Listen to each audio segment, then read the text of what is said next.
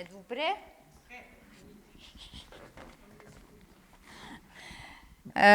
Combien qu'il y en a qui se rappellent le message que j'ai le plus souvent prêché dans l'année 2022?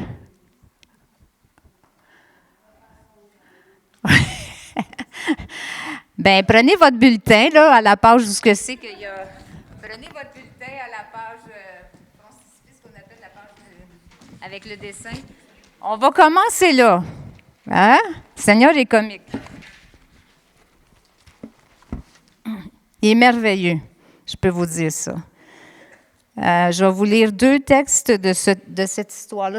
Est-ce qu'il y en a qui connaissent l'histoire de la femme samaritaine? Est-ce qu'il y en a qui ne connaissent pas l'histoire de la femme samaritaine? Peut-être que ça aurait été ma meilleure question. Quelqu'un que j'ai jamais entendu, hein, l'histoire de cette femme qui est au puits, qui s'en va puiser de l'eau. Jésus va la rencontrer. Puis Jésus rencontre beaucoup de besoins dans sa vie. Puis après ça, quand elle est repartie, elle est allée, il l'avait comme... il a déclaré son appel, ou en tout cas en geste, puis elle est partie, puis elle est allée prêcher la bonne nouvelle de Jésus. Alors, mon texte ce matin commence avec Jean 4, verset 16, et je vais prier. Seigneur, tu sais tout, de tout, en tout temps, Seigneur, pour chacun de nous. Tu as mis ça sur mon cœur, ce message-là. Seigneur, je prie d'abord ta liberté pour le partager, que tout ce que tu sais qui doit être dit, je puisse le dire, Seigneur, sans embûche, là, sans trébucher sur ce que je dois dire. Et je prie aussi surtout pour l'onction sur les cœurs, l'onction qui vont recevoir ta parole. L'onction sur ta parole qui est la vérité, qui est la vie, ta parole qui libère. Seigneur, je prie ton onction sur chaque personne. Tu sais qu'est-ce que chaque personne a besoin de recevoir. Alors, je te prie de faire ton œuvre. Je te prie d'accompagner ce message-là par des signes et des miracles, comme tu nous promets dans ta parole. Je prie dans le nom de Jésus pour la gloire de ton nom, Seigneur. Amen. Si je vous lis ce texte-là dans Jean 4, 16, ça commence sur votre feuillet, ça dit, Jésus lui répondit, « Si tu connaissais le don de Dieu et celui qui te dit, « Donne-moi à boire », tu lui aurais toi-même demandé à boire et il t'aurait donné de l'eau vive. Et le verset 28, ça dit, « Alors la femme, ayant laissé sa cruche, s'en alla. » OK? Cette femme-là est venue au puits, rencontrer un homme. Elle avait sa cruche, son vase. OK? Ça vous dérange-tu si j'appelle ça une cruche? C'est pas péjoratif, c'est ça qui est écrit. Des fois, ça a de l'air bizarre, ce mot-là, tu sais. Ça vous dérange-tu si des fois je dis le mot cruche? Son vase, son vaisseau. Tout le monde comprend? OK? Elle avait son vase, sa cruche avec elle, puis Jésus avait rien. Rien dans les mains. Il n'y avait rien. Puis elle avait son vase. Elle est venue là, puis elle est repartie en laissant son vase, sa cruche. Puis lui, il avait tout donné, qu'est-ce qu'elle avait besoin, même s'il n'y avait rien dans les mains. Êtes-vous avec moi? OK? Elle est partie, elle, quand elle est venue au puits, elle vivait le rejet, l'abandon d'un homme à un autre. Ça faisait 5 qu'elle vivait, qu'il l'avait comme abandonné, pas comme, qu'il l'avait abandonné. Le sentiment d'être un échec, le désespoir, puis tout ce qu'on peut ajouter là-dessus. Puis elle est repartie avec cette rencontre avec le Sauveur, le Messie. Elle est partie parce qu'il lui a montré toute sa valeur.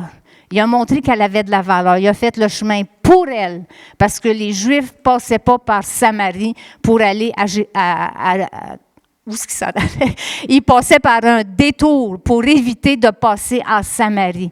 Il a fait le chemin pour elle, puis il l'attendait, elle, au puits. Puis elle était étonnée parce que dit, comment ça se fait que tu es seul, toi, ici, avec une femme? Ça se fait pas. C'était pas comme ça, les coutumes, tu sais. Mais il l'attendait pour elle. Il connaissait exactement sa condition, exactement sa situation, exactement son passé, exactement son présent, exactement son futur. Ça, c'est Jésus qu'elle a rencontré. Puis quand elle est repartie de là, elle avait la paix. Elle avait la liberté, elle avait la joie, elle avait un but, elle avait un avenir sous le regard de Dieu. C'est ça que Jésus a fait. Puis en plus de ça, il a validé son appel d'évangéliste. Elle est allée au village, puis elle a dit, « Hey, j'ai rencontré un homme, si c'était le Sauveur. J'ai rencontré, je vous ai dit ça, ça fait 3-4 fois que depuis la dernière fois que je parle de ça. Hein? C'est ça que Jésus a fait. Ce matin, moi, je veux parler de l'échange.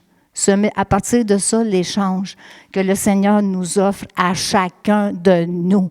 Parce qu'on est tout au puits quelque part dans notre vie. Il y a tout un puits quelque part dans notre vie. Qu'on est tout seul, qu'on vit le rejet, qu'on vit le désespoir, qu'on vit l'abandon, qu'on vit toutes sortes de choses. Mais Jésus a quelque chose pour nous autres. Amen. En commençant, j'aimerais vous dire, c'est pas compliqué. Dans la vie, il y a 2 possibilités. Il y a Dieu puis le diable. Ça, c'est très clair. Il y a le royaume de Dieu ou le royaume du diable. C'est très clair. Il y a ce que Dieu veut nous donner librement, puis il y a ce que le diable veut nous faire subir puis imposer sur nous. Il y a deux lignes, 2 choix. Puis nous autres, avec Dieu, Dieu a créé les êtres humains libres de choisir. Quand tu as dit à Adam, regarde tout ça, là, regarde tous les arbres, regarde tout le fruit, regarde tout ça, tu peux tout manger, sauf celui-là. Il y avait le choix. Il lui a laissé le choix, puis on a tous le choix. Mais pour savoir quel choix faire, il faut comprendre c'est quoi qui nous est offert. Pour faire un choix, il faut comprendre ce qui nous est offert. Amen. J'aimerais commencer avec, pour montrer les choix qu'on a, j'aimerais prendre quelques textes pour voir l'échange que Dieu veut faire avec nous. Je fais-tu du sens, là? OK? OK. Alors, le premier texte que je vais prendre, c'est le psaume 103. Je vais prendre juste quelques sections de ce psaume-là. Psaume 103. Mon âme bénit l'Éternel et n'oublie aucun de ses bienfaits. C'est lui qui pardonne toutes tes iniquités. C'est lui qui pardonne toutes tes iniquités. Les iniquités, c'est d'autres mots pour ça, c'est tes transgressions, tes péchés, tes mauvaises actions, tes injustices, ton manque de respect envers la loi, ton incrédulité, ton infidélité. C'est tout ça, là. L'iniquité, c'est tout ça que ça représente. C'est lui qui pardonne. Savez-vous quoi? On est tous des pécheurs. Tout le monde ici n'est pas exempté d'être sous la condamnation d'être un pécheur. Nous sommes tous. Il n'y a personne qui peut dire « j'ai jamais péché ». C'est tout égal. On est tout égal. C'est à cause de la désobéissance de Adam. Puis avant Adam, la relation avec Dieu était parfaite. Puis quand Adam il a mangé cet arbre-là, qui n'était pas supposé, bien, ça l'a brisé la relation. Puis c'est comme s'il nous a vendus au diable. Je vous ai dit, c'est soit Dieu ou soit le diable. Il nous a vendus au diable. Puis on est tous devenus des esclaves. Le seul qui pouvait changer, nous racheter, reprendre possession de nos vies, le seul qui pouvait faire ça, c'est une personne parfaite, sans péché, qui n'a jamais péché, qui n'a jamais connu le péché. Et son nom, c'est Jésus, le Fils de Dieu, parfait, sans péché. Et lui, il a accepté de venir sur la terre, premièrement, de quitter la gloire, où ce que tout est parfait, tout est beau, tout est extraordinaire, où ce qui est adoré, honoré, glorifié, puis de venir sur la terre, où ce que c'est le contraire, pas tellement accepté, plutôt rejeté, méprisé, ridiculisé, mais il a accepté. Parce que le but de venir sur la terre, c'était de venir mourir sur une croix pour devenir péché pour nous. En faisant ça, il y a tous les péchés, tous nos péchés à tous nous autres ici, là, de tout l'univers, de toute la terre entière, de toute la création, ils ont tous été placés sur Jésus. Puis Jésus est allé aux enfers, puis le péché, parce qu'il est parfait, l'enfer n'a pas pu le retenir, puis il est sorti, puis ça nous donne la liberté. Dieu a tellement aimé le monde. Il ne voulait pas nous laisser dans cette condition de pécheur parce que le péché nous empêche d'être en connexion avec Dieu. Le péché nous brise notre relation avec Dieu. Dieu nous aimait tellement, il a donné son Fils unique afin que quiconque croit en lui ne périsse pas, mais qu'il ait la vie éternelle. Dieu nous aime tellement qu'il a accepté que son Fils vienne mourir sur la croix, pour vous et pour moi.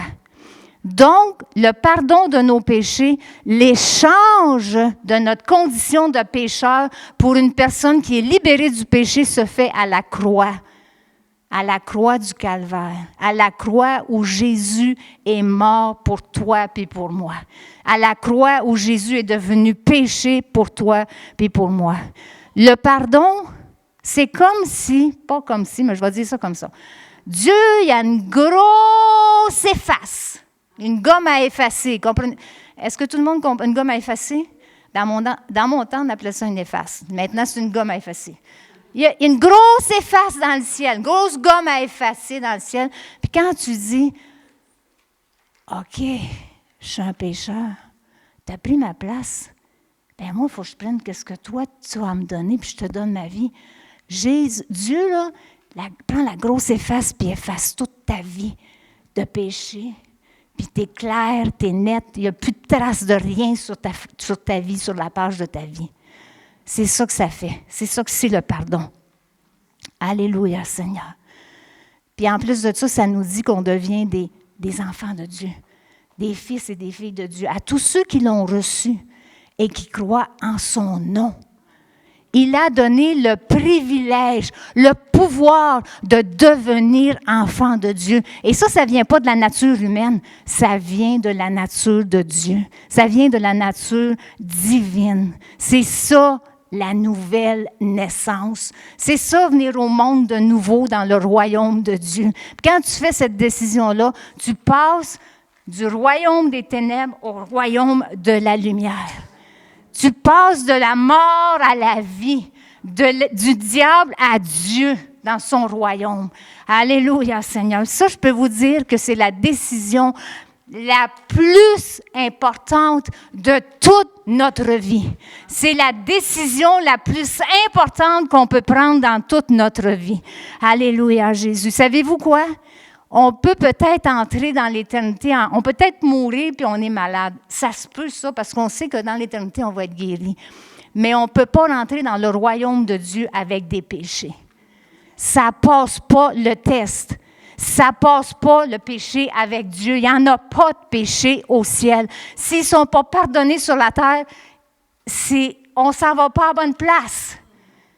Si on veut être avec le Seigneur pour l'éternité, il faut qu'on soit pardonné, que nos péchés soient lavés, effacés, que la grosse efface est passée sur notre vie. Comprenez-vous? C'est extrêmement important.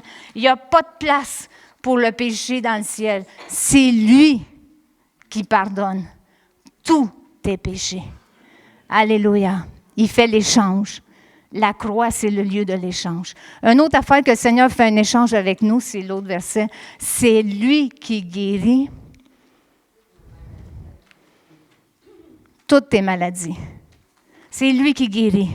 Quand il est mort sur cette croix-là, en plus de nous sauver, racheter, nous donner la vie éternelle, il a pris sur lui toute la pesanteur, la puanteur, du péché, des maladies aussi. Dieu veut qu'on soit bien. Il a créé Adam et Ève, puis il était bien. Il n'était pas malade, il n'y avait pas rien. C'était parfait, c'était parfait, c'était parfait. Jamais malade. Puis écoutez, c'était tellement... Vous rappelez-vous quand le peuple a passé dans le désert 40 ans? Aucun feeble, aucun faible. Personne n'était malade. Il n'y avait pas besoin de rien changer. Pas besoin de changer les sandales, les souliers, pas mal aux pieds, pas mal aux dents, pas mal aux yeux. 40 ans, Dieu les a gardés. Dieu, c'est ça qu'il veut pour nous, qu'on soit en santé. Alors, quand il est mort sur la croix, il a aussi porté toutes nos maladies. C'est le cœur de Dieu de guérir. C'est le désir de Dieu de guérir. Puis quand j'ai fait la Sainte Cinq la dernière fois, j'en ai parlé, c'est le plan de Dieu de toute l'éternité. Depuis le Jardin d'Éden jusque dans toute l'éternité, où ce qu'il va y avoir des arbres avec des feuilles qui vont servir à la guérison des nations. La guérison des nations, la guérison, ça veut dire guérir, ça. Il va y avoir des gens qui vont malades, mais il va y avoir des gens qui vont être guéris parce que Dieu a pourvu un moyen de guérir. C'est le plan de Dieu, la guérison. Toutes sortes de... La Bible nous dit aussi, c'est Ésaïe 53, c'est par ses meurtrissures. Quand il est mort à la croix, là, il n'était pas beau à voir. C'était pas petit Jésus avec sa grande robe blanche, ses grands cheveux blonds, puis ses beaux yeux bleus, même si c'est pas les yeux bleus en Israël, là, qu'on courait après parce qu'il était super beau à voir. Il était loin d'être beau à voir. Il était maltraité, il a été meurtri, il a été battu, il a été fouetté. Puis je peux vous dire que les Romains, ça faisait une couple d'années qu'ils en voulaient à ce gars-là, puis ils cherchaient le bon moment pour y taper dessus. Puis quand ils ont eu la chance d'y taper dessus, je ne sais pas si on tiré au sort qui c'est qu'elle allait le fouetter, mais ils en ont profité. Puis dans ce temps-là, les fouets, là, les embouts de fouet, là, c'était pas des petits morceaux comme « Oh, ça fait pas mal ». Ils mettaient tout ce qu'il y avait de plus pointu pour pouvoir faire mal. 39 coups. 40 moins 1, 39 coups. Ça, il devait passer toute la colère de 3 ans depuis qu'il est en train de faire du ministère. Il n'était pas beau à voir, notre Jésus. Mais c'est pour nous qu'il l'a fait, pour prendre toutes nos maladies sur cette croix-là. C'est lui qui guérit toutes tes maladies. C'est ça l'échange qu'il veut faire. Il a pris sur lui toutes nos maladies. Nous autres, on y donne, puis lui, en échange, il nous donne la santé. La santé physique, tous les problèmes que tu passes des maux de tête aux maux des orteils, en passant par les maux du cerveau, les maux du cœur, les maux des poumons, les maux de l'intestin, les maux de... Je peux toutes vous les dire. Toutes les maladies émotionnelles, psychologiques, le ressentiment, la colère, le manque de pardon, l'amertume, l'orgueil, l'arrogance, la peur, l'envie, il a tout pris ça sur lui. Ça vous est-tu déjà arrivé dans votre vie d'avoir des moments où c'est que tu n'es pas capable de pardonner cette personne-là? Puis ça traîne, puis ça traîne, puis ça traîne. Savez-vous à qui ça fait plus mal? À moi. À moi, ça fait plus mal. Puis je m'enfonce dans ça, tu sais. Jésus a payé le prix pour tout ça. Jésus a payé le prix pour nous libérer de toutes les addictions. La manipulation, les dépendances, le gambling, la cigarette, la boisson, le sucre, la porno, puis tout ce qui est inclus dans les addictions. Les casinos, puis toutes ces histoires-là qui se promènent dans notre monde. Les drag queens, puis toutes ces histoires-là qui se promènent dans notre cité. Dieu a payé le prix pour tout ça. C'est lui qui a dit, tout est accompli. C'est écrit. C'est lui qui l'a dit, c'est écrit, c'est lui qui l'a dit. Tout est accompli. Toutes les maladies ont été portées sur la croix du Calvaire.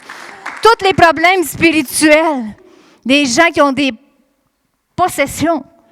Jésus a payé le prix. Puis dans le nom de Jésus, je peux déclarer, à cause de son autorité, non, Satan, tu ne peux pas rester là. Parce que Jésus a l'autorité.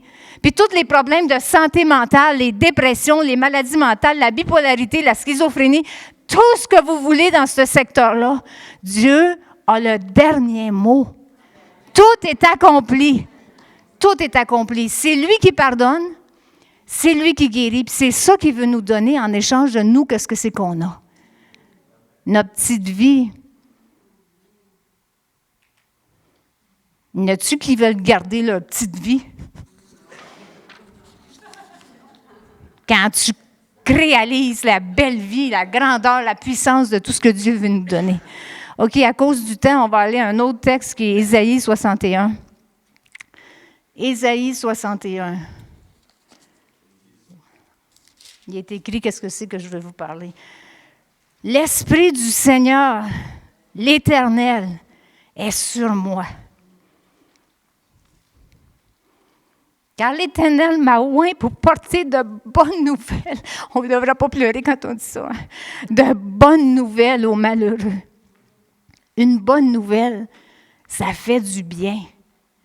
Une bonne nouvelle, hein, quand tu entends que tes enfants allaient avoir des enfants, Nicole, c'est une belle nouvelle, une bonne nouvelle. Hein? Tu le dis à tout le monde, tu es content. Une bonne nouvelle, ça donne de l'espoir. Ça rend le cœur léger, tu sais. Une bonne nouvelle, ça fait du bien. Une bonne nouvelle, ça nous encourage. Ça nous édifie. Ça nous rassemble. Hein? On veut se rassembler autour de la bonne nouvelle. Le Seigneur Jésus, c'est ça qu'il veut nous donner.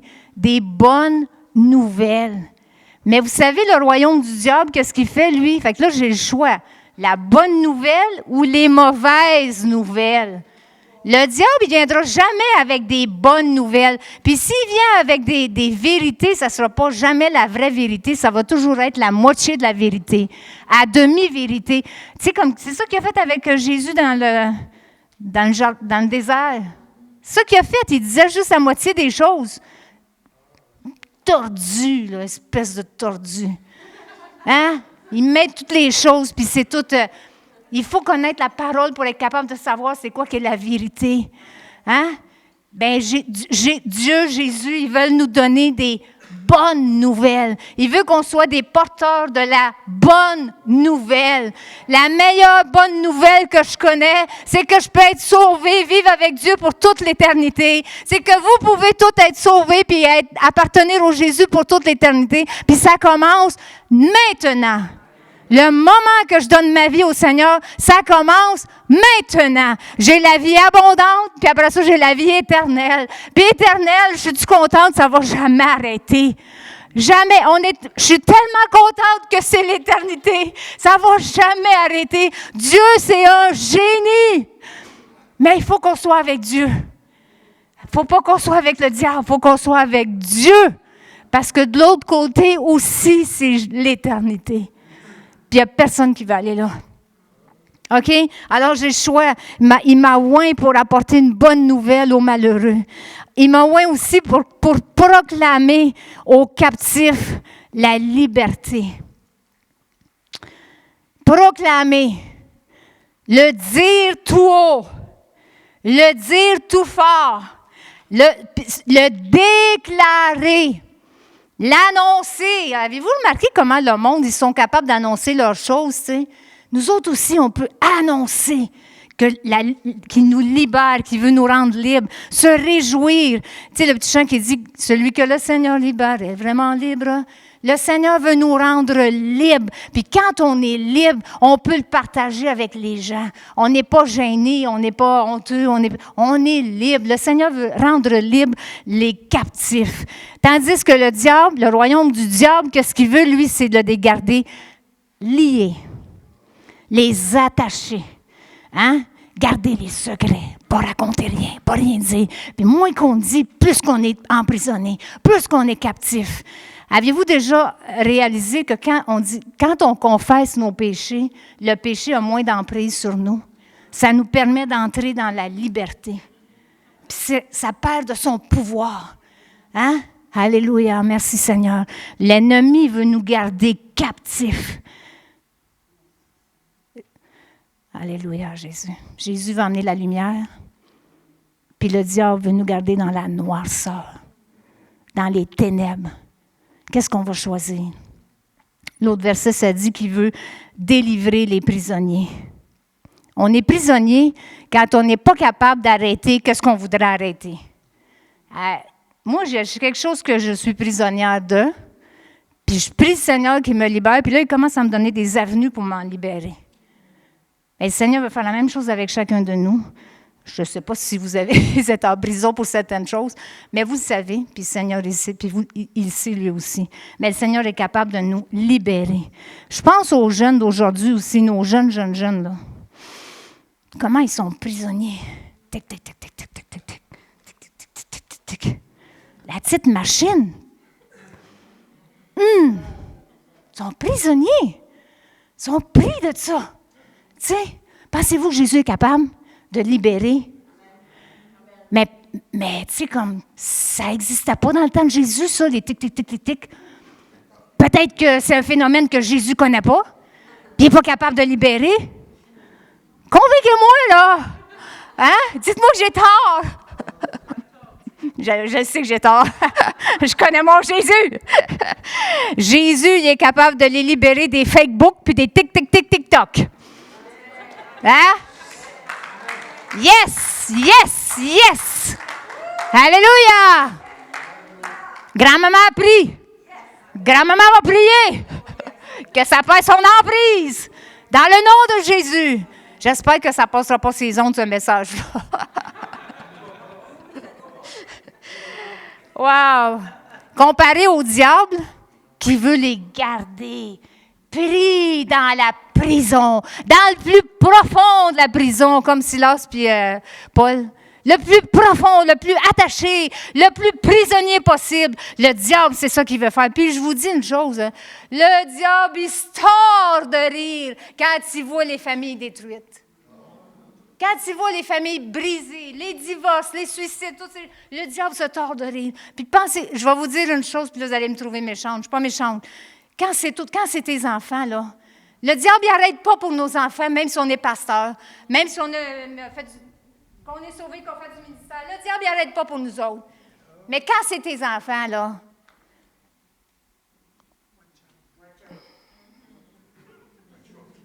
tu n'as pas besoin d'avoir de titre ni avant ni après de ton nom. Tu es une personne, tu es racheté, tu es un enfant de Dieu, puis tu as l'autorité dans le nom de Jésus. Je suis convaincue. Je suis convaincue. Je sais que le diable, il veut emmener en prison le plus possible. Puis je vois ce qui se passe, puis j'entends ce qui se passe. Raymond et Nicole me partageaient à l'école SN toutes les couleurs sur les planchers, dans toutes les écoles.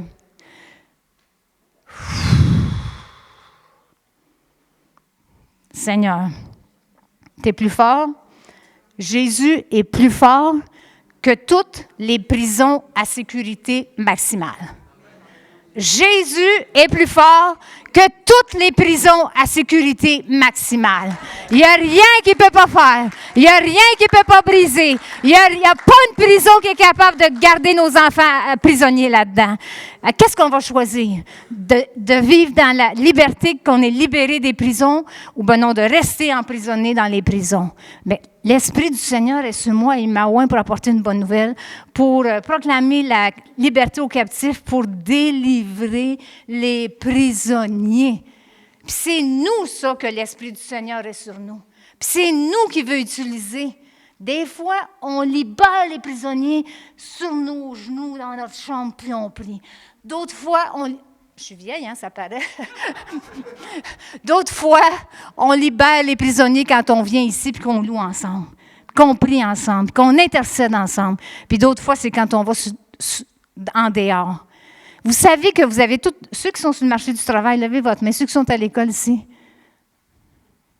Vous savez que le Seigneur vous a appelé où ce que vous êtes, hein?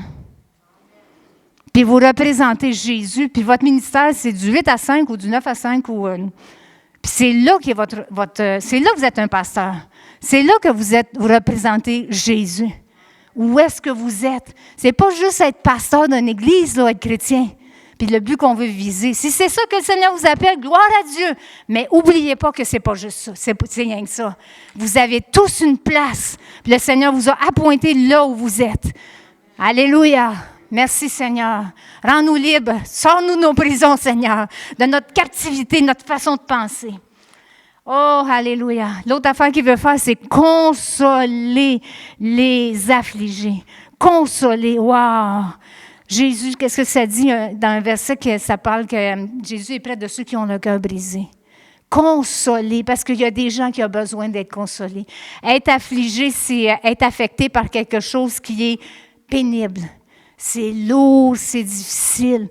Jésus ne veut pas nous garder là. C'est correct d'avoir de la peine, mais il ne veut pas nous garder dans cet état-là. Il veut nous emmener, nous consoler. C'est comme il y a des familles qui perdent quelqu'un à cause du suicide. C'est une affliction, c'est difficile. Des gens qui perdent leurs enfants quand ils sont jeunes, malades ou un accident. C'est difficile. Jésus reconnaît ça, mais il veut consoler ceux qui sont affligés. Ça, c'est qu'est-ce que Dieu veut faire, tandis que le diable veut nous garder. C'est lourd, c'est pesant, tu n'es pas capable de marcher, tu es au ralenti, tu es pris dans ta route, tu n'es pas capable de t'en sortir. Avec Jésus, il y a de l'espoir. En dehors de Jésus, il n'y a pas d'espoir.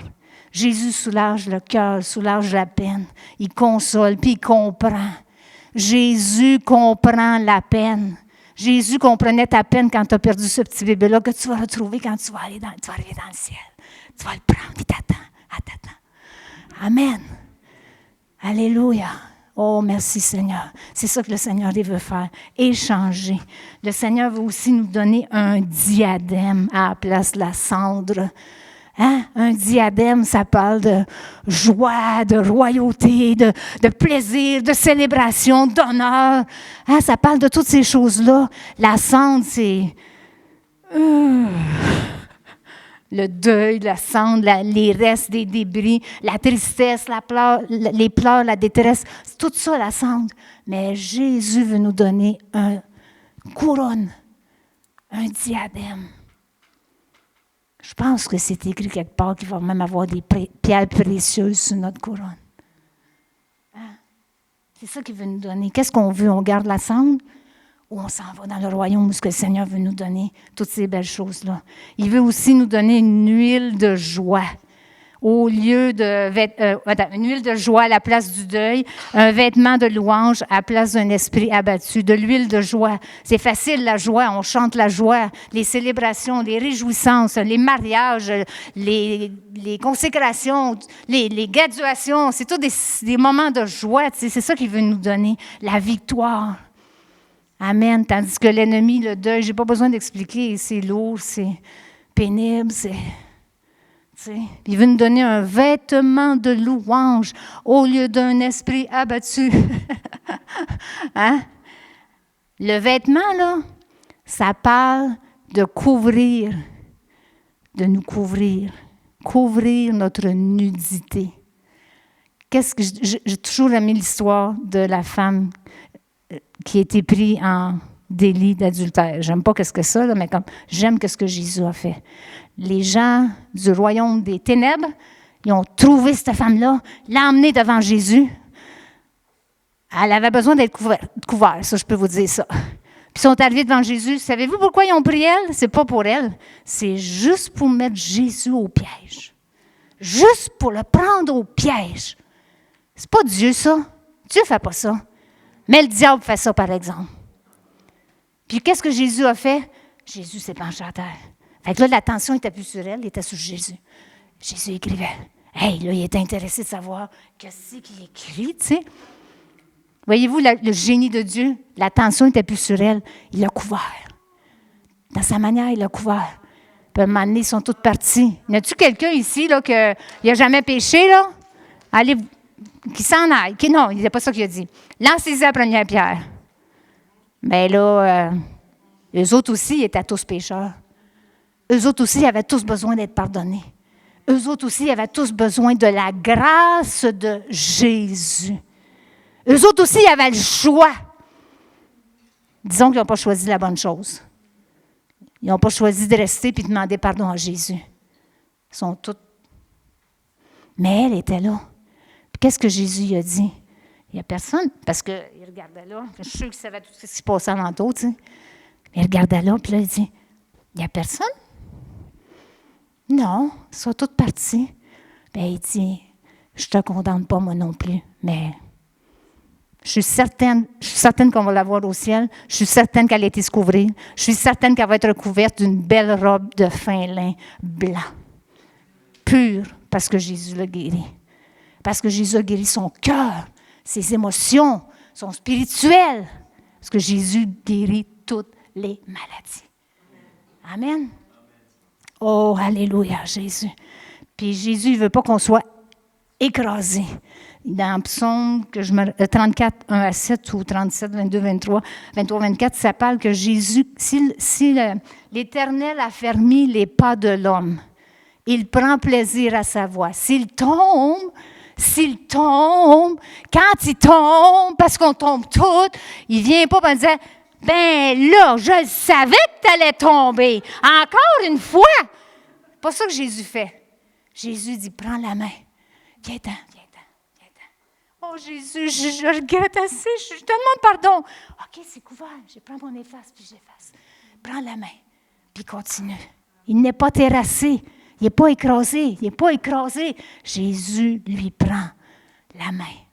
C'est ça que Jésus veut faire. Quel royaume que je veux choisir? Moi, je ne vous chanterai pas la chanson « Entre les deux, mon cœur balance » parce que je sais de quel côté est mon cœur. Mon cœur est du côté du Seigneur parce que je sais en qui j'ai cru. Je sais que le pouvoir de me garder jusqu'à la fin, jusqu'à mon dernier souffle ou jusqu'à temps qu'il vienne nous chercher tous ensemble. Alléluia. J'ai décidé de suivre Jésus. Puis vous autres, alléluia Jésus. Il y a d'autres personnes dans la Bible qui vont avoir le même discours. Je pense à l'apôtre Paul. Il était tellement convaincu à s'en aller à Damas qu'il faisait la bonne affaire. Il s'en va sur cheval, monsieur, avec toute son armée autour de lui. Il s'en va les sortir du temple, cette gang de gens-là qui suivent la voie. Ça s'appelait comme ça dans ce temps-là. Hein? Il était tellement convaincu. Jusqu'à temps que Jésus, qui le suit, qui le connaît, m'a donné, je ne sais pas s'il a donné une petite pichenoute ou juste ça. Puis le cheval tombe à l'envers, puis Saül se retrouve les 4 fers en l'air. Puis là, Jésus, il dit, « Saül, Saül, pourquoi me persécutes-tu? Qu'est-ce que t'es, Seigneur? » Jésus ne passe pas par 4 chemins, il dit, « Je suis Jésus que tu persécutes. C'est moi, là, c'est pas eux, c'est moi. » Puis il n'a pas pris longtemps avant de répondre, « Que veux-tu que je fasse, Seigneur? » Là, il a échangé son passé pour la vie de Jésus. Là, à ce moment-là. Alléluia. Puis je pense aussi à Bartimée, l'homme aveugle, le fils de l'aveugle, qui est aveugle lui aussi, qui était mendiant. Puis dans ce temps-là, il avait le droit d'avoir des permis pour mendier. Puis lui, il avait son permis. Puis il pouvait mendier, puis il pouvait vivre de ça. Il avait un revenu à cause de son handicap. Mais quand il a entendu que Jésus passait par là, il avait un choix. Rester sur le tapis avec son permis ou bien demander à Jésus de le guérir. Puis le monde, il voulait le faire taire. Il disait, Jésus! Puis le monde, il voulait le faire taire, tu sais. Puis il criait encore plus fort. Jésus l'a entendu.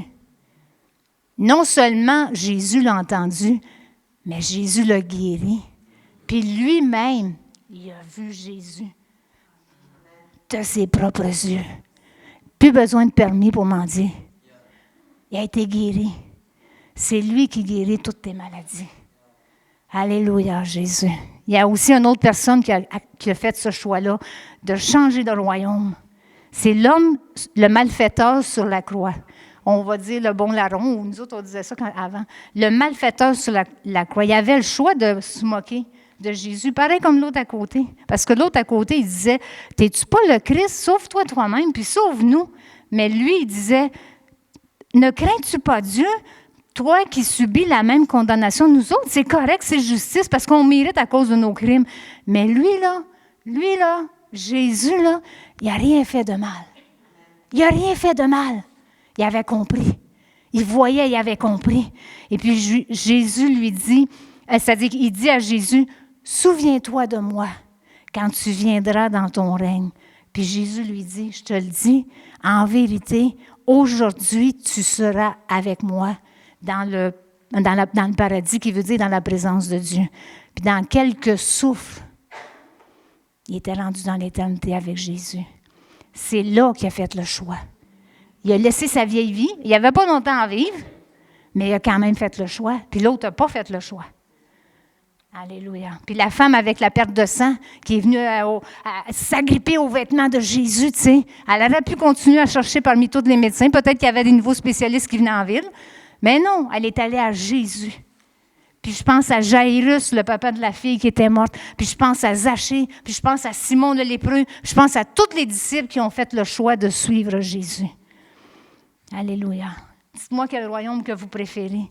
Celui où il y a de l'honneur, de la joie, de la paix, de la louange, de la célébration, ou celui où il y a des cendres, qu'il y a de la mort, qui nous garde dans le deuil, qui nous garde emprisonnés, qui nous garde écrasés. Le royaume de Dieu nous élève vers le haut, tandis que le royaume du diable nous tire vers le bas. La Bible dit dans Colossiens 1, versets 12 et 13, « Rendez grâce au Père qui vous a rendu capable d'avoir part à l'héritage des saints dans la lumière, qui nous a délivrés de la puissance des ténèbres, délivrés de la puissance des ténèbres, qui nous a transportés dans le royaume du Fils de son amour, en qui nous avons la rédemption, la rémission de nos péchés. » Alléluia. Tant que nos péchés ne sont pas pardonnés, deviner à quelqu'un on appartient. Tant que nos péchés n'ont pas été à la croix effacés par le sang de Jésus, posez-vous la question, dans quel camp j'habite? Alléluia. Maintenant, on va revenir au puits. La femme au puits, Jésus lui a dit, si tu connaissais le don de Dieu et celui qui te dit, donne-moi à boire, tu lui aurais toi-même demandé à boire. Et il t'aurait donné de l'eau vive.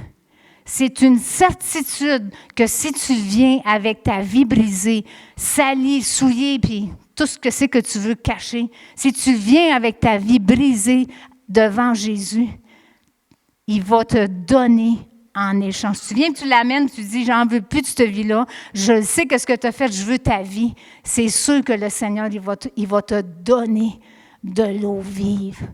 Si tu savais en ce moment que la vie que Jésus t'offre, tu accepterais tout ce qu'il veut te donner en échange. Si tu savais en ce moment pourquoi Jésus a donné son Fils unique pour venir mourir sur la croix, tu accepterais son cadeau du salut éternel. Un cadeau que personne ne mérite parce qu'on est tous des pécheurs. Si tu savais ce que Dieu sait à propos de l'enfer, je te garantis que tu accepterais Jésus. Pourquoi pensez-vous que Dieu est si persévérant à nous poursuivre, qu'on accepte Jésus? Parce que lui, il sait qu'est-ce qui se passe dans ce lieu de tourment qui ne va jamais arrêter. Il ne veut pas que personne aille là. Tu te dis ça tantôt, Dieu ne veut pas que personne ne périsse. Dieu ne veut pas que personne périsse. Il sait c'est quoi, lui, qu'il y a dans cette place-là. Il veut que tout le monde vienne avec lui. Si tu connaissais la paix de Dieu, tu choisirais Jésus. Ça ne veut pas dire que tu ne vas pas avoir des inquiétudes, mais quand tu en as, tu sais qu'il est là. Tu sais qu'il va prendre soin de toi. Tu sais qu'il va pourvoir un toit. Tu sais qu'il va pourvoir pour ta famille. Ça ne sera peut-être pas un compte en banque riche à craquer, puis ça peut peut-être être ça aussi, parce que peut-être il veut t'utiliser pour bénir les autres. Mais il va pourvoir à tes besoins. Tu vas avoir la paix. Tu vas vivre la paix. Tu vas être en paix dans tout ce que tu as. Puis ça va être une vie d'expectation, dans l'attente. Parce que c'est comme, qu'est-ce que tu vas faire, là? Qu'est-ce que tu vas faire, Seigneur? Comment tu vas faire? Tu vois cette situation-là. Comment tu vas faire pour me sortir de là? Comment tu vas faire pour prendre soin de ça? Tu as une vie d'attente, tu sais, tu es dans l'attente. Tu sais que le Seigneur va agir. Si tu connaissais la vérité, que Jésus c'est la vérité, tout ce qu'il a à dire c'est la vérité, tu choisirais Jésus. Alléluia. Si tu connaissais ce que Jésus a à t'offrir, tu ferais pareil comme cette femme-là. Tu laisserais ta cruche au puits de ta vie, puis tu prendrais Jésus. Tu choisirais Jésus. Alléluia, Seigneur. J'ai 2 questions ce matin pour finir. Et la première question, c'est la plus importante. Est-ce qu'il y a quelqu'un ici qui veut, comme cette femme, laisser sa vie au puits et recevoir ce que Jésus a en échange pour vous? La vie qui commence ici-bas et la vie éternelle. Je vais demander à l'Église de prier, de fermer les yeux. Est-ce que c'est vous, cette femme-là, ce matin? Est-ce que vous ressemblez à cette femme-là qui est venue avec votre vie brisée? Jésus est ici. Il veut vous donner le meilleur en échange. Puis vous voulez le prendre. Je vais vous demander de vous lever quelques instants. Je vais prier avec vous. Alléluia, Seigneur. Merci, Seigneur, Jésus. Oh, alléluia, Jésus.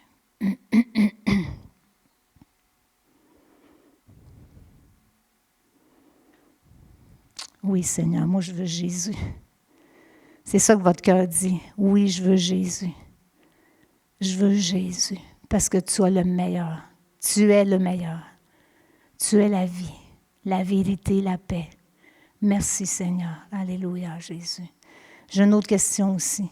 On a regardé ensemble que c'est lui qui guérit toutes les maladies. Puis nous autres, notre rôle, c'est de prier pour les gens. Jésus nous dit, voici les miracles qui accompagneront ceux qui auront cru. En mon nom, ils chasseront les démons. Ils parleront de nouvelles langues, ils saisiront des serpents. S'ils boivent quelques breuvages mortels, cela ne leur fera pas de mal. Ils imposeront les mains aux malades et les malades seront guéris.